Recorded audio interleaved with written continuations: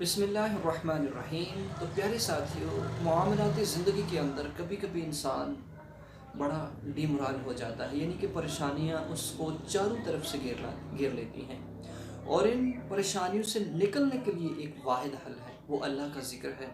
وہ اللہ کے ایسے نام ہیں کہ جن کو پڑھنے سے ہمارے اوپر جو پریشانی آتی ہے، ہمارے اوپر جو دکھ آتے ہیں، مصائب آتے ہیں، وہ دور ہو جاتے ہیں۔ دیکھیے، پیارے آقا صلی اللہ علیہ وسلم جب بھی پریشان ہوتے تو مسجد کے اندر چلے جاتے، نوافل ادا کرتے، اور اس کے بعد اللہ کو کثرت کے ساتھ یاد کرتے۔